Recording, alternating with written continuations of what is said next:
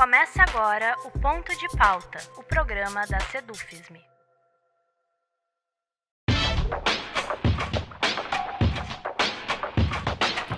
Seja pelo papel econômico, pela relação com o Brasil ou ainda pelo papel político que cumpre em si mesma, a China está diariamente nos debates e noticiários.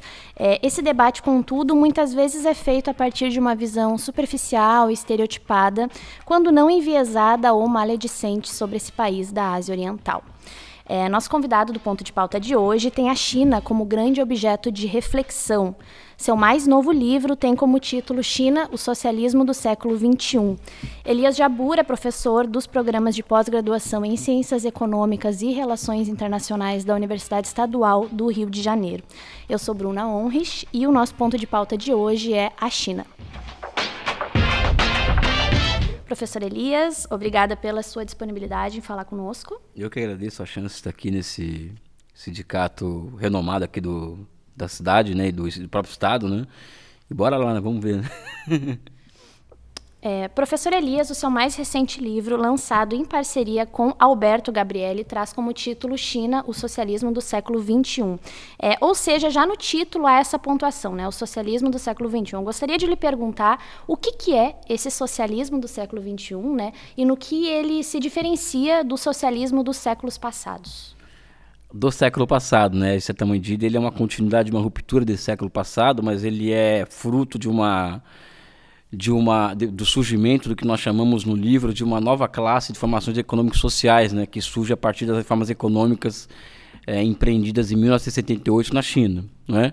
Então é um socialismo que na nossa visão de mundo ele é um socialismo embrionário, ou seja, ele é um socialismo que nós fizemos uma comparação assim, é um socialismo que ainda está saindo do ventre da mãe, né, em comparação com, por exemplo, o capitalismo tem 600 anos, o feudalismo teve 2.000 anos, o socialismo só tem apenas 100 anos, então esse socialismo que surge na China, ele é muito embrionário e ele é caracterizado pela convivência assim, do domínio da propriedade pública sobre meios de produção, mas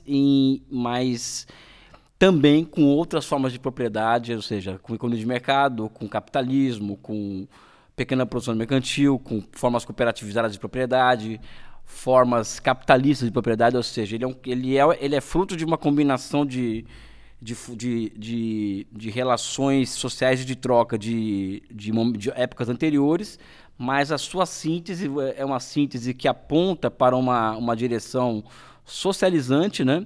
E o exemplo disso, por exemplo, é que a China tem uma característica dela ser um país socialista, mas faz parte da economia mundial capitalista, ou seja, algo que a União Soviética não fazia parte, porque ela era parte do sistema mundial à parte daquilo.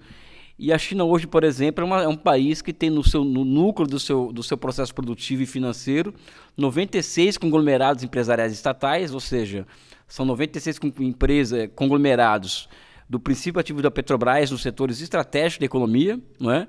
E cerca de 30 bancos de desenvolvimento de longo prazo, ou seja, aqueles bancos tipo BNDES, né? Então, você pega o núcleo da economia com um sistema produtivo desse tamanho e um sistema financeiro dessa capilaridade, você percebe que é algo completamente diferente de qualquer país capitalista, não é? Fora o fato também de ser um país onde o exercício político a China não é uma democracia liberal. Eu chamaria de uma China de uma democracia iliberal, não liberal e comandada por um partido comunista, né? Ou seja, o que é uma outra novidade, ou seja, na China existe o bloco histórico no poder desde 49 e esse bloco histórico não é comandado pela classe dos capitalistas, né? Apesar, evidentemente, de haver influência capitalista naquele processo, até porque a China também sofre de todas as consequências de ter capitalismo ali dentro, né? Mas isso não quer dizer que o capitalismo seja algo dominante, né? Então também é um pouco do socialismo com características chinesas, ou seja, não existe um modelo pronto de socialismo, né?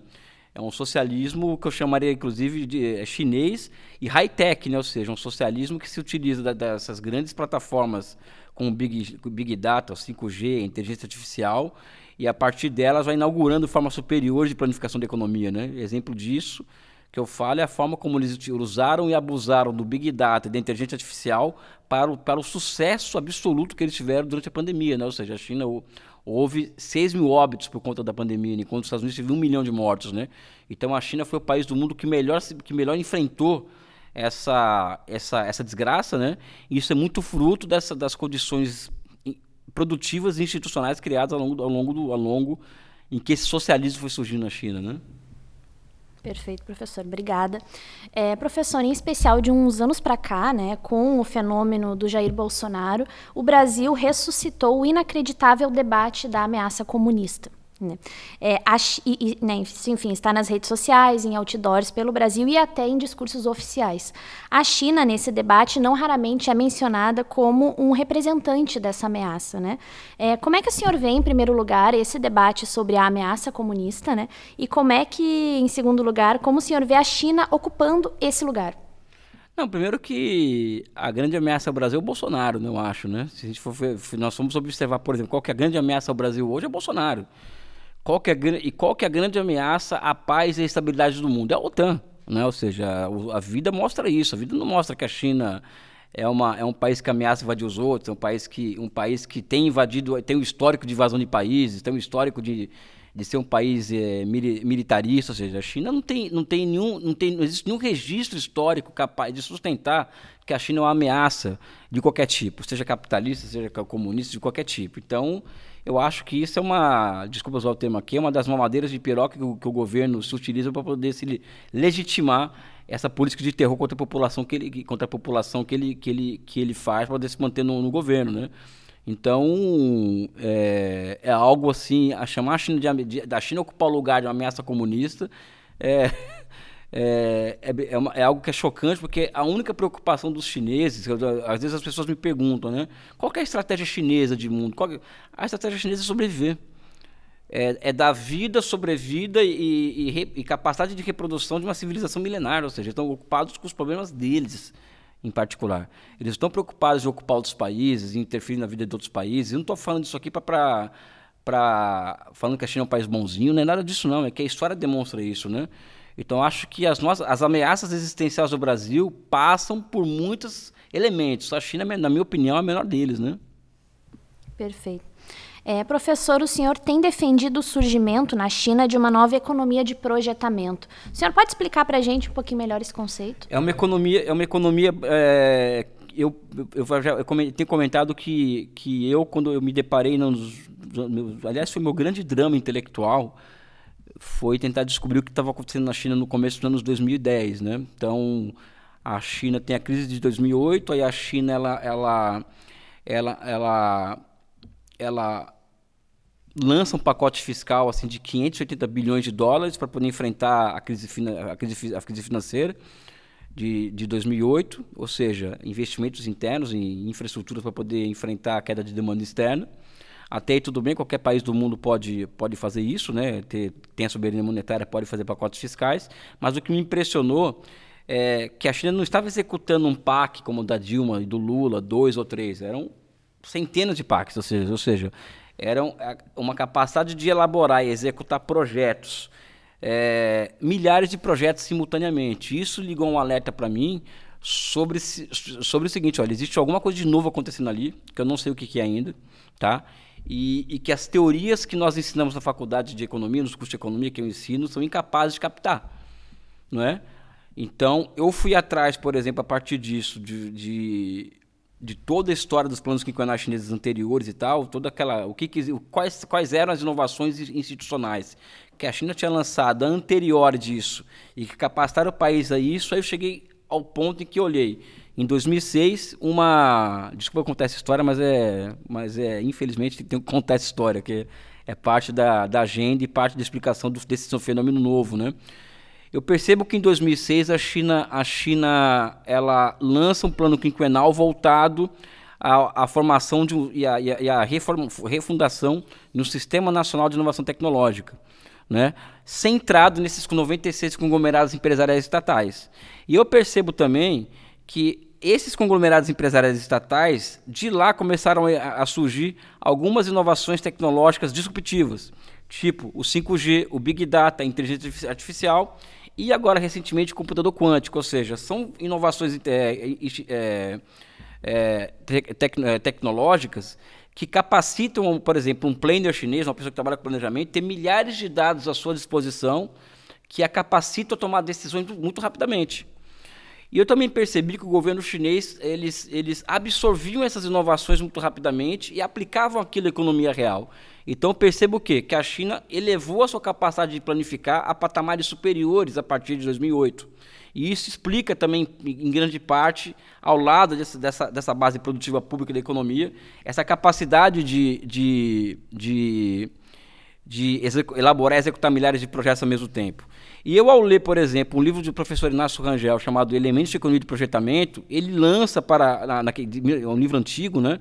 Mas ele lança algumas chaves de interpretação, ou seja, uma economia baseada em grandes projetos, ou seja, como era a União Soviética, como era o leste europeu, como era a Europa durante a sua reconstrução. Então ele transforma a elaboração de projeto em uma ciência. E eu percebo que os elementos que ele apontam ali nesse livro estavam reemergindo na China. O que é isso? O que significa projetamento no caso? Projetamento é o quê? É um sistema econômico, uma dinâmica econômica, onde os seres humanos têm a capacidade de tomarem para si o seu destino. Né? Ou seja, as pessoas têm capacidade de elaborar o que é para o seu futuro. Então, por exemplo, a China, hoje, tem 2 milhões de pessoas que elas almoçam, jantam, comem, não sei o quê, para 2 tarefas. 2 milhões de pessoas. Fazer com que a China alcance o catch-up tecnológico, ou seja, alcance os americanos, por exemplo, em tecnologias sensíveis. Para isso o governo emite moeda, tem todos os recursos para isso. E, ao mesmo tempo, crie condições para a geração de 13 milhões de empregos urbanos por ano. Ou seja, é colocar o desemprego a uma condição circunscrita ao capitalismo e que seja superado no capitalismo. E isso é a essência da economia de projetamento, ou seja, é você elaborar um projeto de uma ponte, de uma ferrovia, de qualquer coisa, levando em consideração os interesses nacionais do país e o bem-estar geral da sociedade. Então, o projeto, ou seja, o ato de fazer projeto, ele é um ato do pleno exercício da razão humana sobre o território, né? Por isso que eu acredito que a planificação da economia chinesa, ela é o ápice da inteligência humana, né? E ao ápice dessa inteligência humana eu dou o nome de nova economia de projetamento, né? Ou seja, uma economia baseada em patamares superiores de planificação econômica, de uma elevação do nível de domínio humano sobre a natureza e, consequentemente, ao elevar o nível do domínio humano sobre a natureza, a China joga para frente a fronteira das ciências humanas e sociais. Então, a China hoje é uma fronteira, vamos dizer assim, de descobertas muito interessantes. Ou seja, existe um novo acontecendo na China hoje, e esse novo demanda que nós entramos naquele objeto e procuramos compreender quais são essas novas regularidades econômicas, esse novo que está surgindo lá. Então, para esse conceito que se manifesta no movimento real, esse socialismo, que não tem um modelo pronto, que não tem um checklist para isso.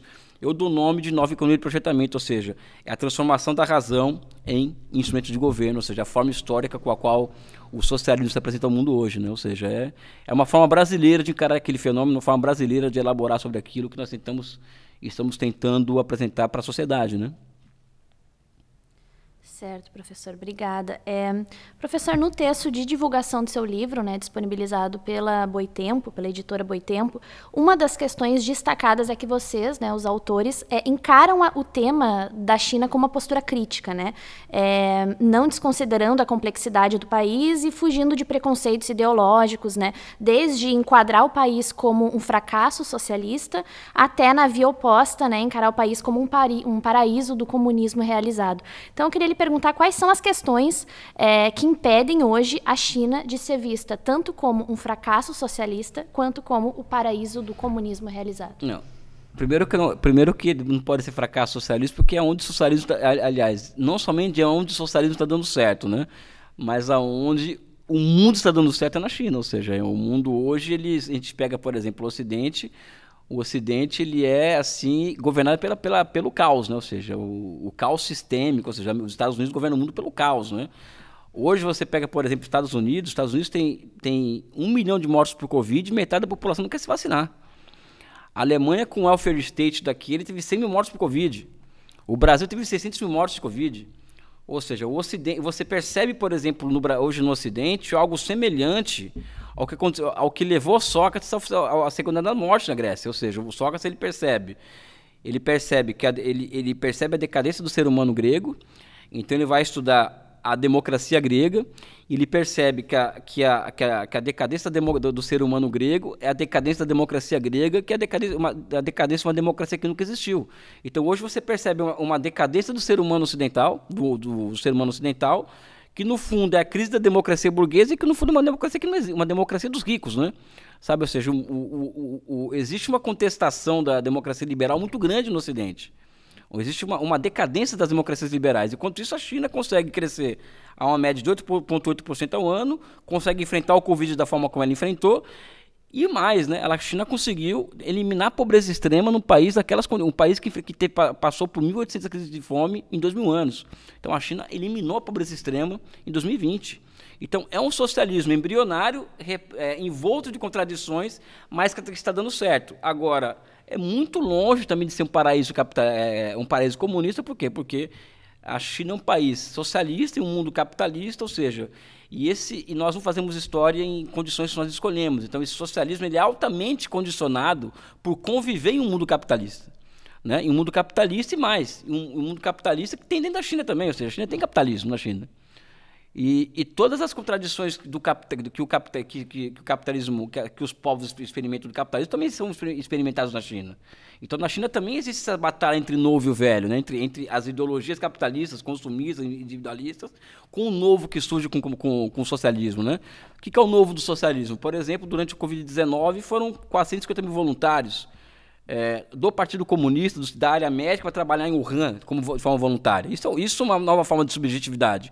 Mas também tem consumismo na China, tem individualismo, existem fenômenos negativos naquela sociedade que não são pequenos. Então, eu acho que não é nem o fracasso socialista, muito pelo contrário. Eu acho que a China é uma esperança para o mundo, mas muito menos também o paraíso dos trabalhadores na Terra, o paraíso o paraíso realizado. Eu acho que é isso que nós tentamos mostrar no livro, ou seja, é um socialismo embrionário, ou seja, em fase de teste, saindo do ventre da mãe ainda, ou seja, ainda com muita coisa a ser descoberta para chegar até que nós tenhamos condições de elaborar uma economia política daquilo, ou seja, não tem explicação fácil para aquilo, né? Certo. Professor, já para encerrar e até numa tentativa de fazer uma síntese assim, né, do que foi essa nossa conversa, ele pergunta: nas últimas décadas, né, a China ela tem surgido entre as primeiras potências econômicas do planeta. De uma forma geral, para além dos aspectos econômicos, o que esse país que a gente costuma conhecer tão pouco, né, tem a nos ensinar, na sua avaliação? Acho que a China, primeiro que a China é uma civilização muito autocentrada, então eles têm condições de tomar decisões baseadas na sua própria história, né? Eu acho muito complicado falar do que eles têm a nos ensinar, né? Porque acho que cada país tem uma história e nós mesmos temos que ensinar muito a nós mesmos. O Brasil tem uma história que tem muitas páginas interessantes e que nós decidimos jogar fora porque nós chegamos à conclusão de que nossa história é uma história indigna, vamos dizer assim, né? Agora, eu acredito que a tenacidade chinesa pela sua independência, pela sua dignidade nacional e por se manter em pé, aliás, ter tomado a decisão de ter ficado em pé a partir de 49 é algo a ser observado, ou seja, essa tenacidade com que eles alcançam os objetivos estratégicos deles, né? Em detrimento do que os Estados Unidos pensam, que os outros pensam, ou seja, sem nenhum complexo de inferioridade em relação ao Ocidente, é algo super interessante, né? Eu acho que essa é algo assim, interessante, além de um outro aspecto, que é o seguinte: a China é uma cultura de paz, né? Ou seja, a China, a formação do povo chinês, do horizonte espiritual do povo chinês, é muito permeada pelo confucionismo e pelo taoísmo, que são filosofias tolerantes e civilizatórias, né? E que até hoje essas filosofias tolerantes e civilizatórias acabam que amalgamando aquele horizonte espiritual, né? Então, o que nós temos que olhar são esses aspectos, né? Porque de resto nós temos que ter uma visão crítica sobre a nossa própria história, né? A história do Brasil, né? Enfim, é tanta coisa para falar, né? Professor Elias, eu gostaria de agradecer a sua atenção e disponibilidade em conversar conosco. Assim encerramos o nosso ponto de pauta de hoje, que contou com a presença do professor Elias Jabbour, dos programas de pós-graduação em Ciências Econômicas e Relações Internacionais da Universidade Estadual do Rio de Janeiro. O professor, né, autor do livro China, o Socialismo do Século XXI. Essa edição do Ponto de Pauta, como de costume, será disponível, né? Será disponibilizada em vídeo e podcast nas nossas redes sociais. Nosso site é www.sedufisme.org.br.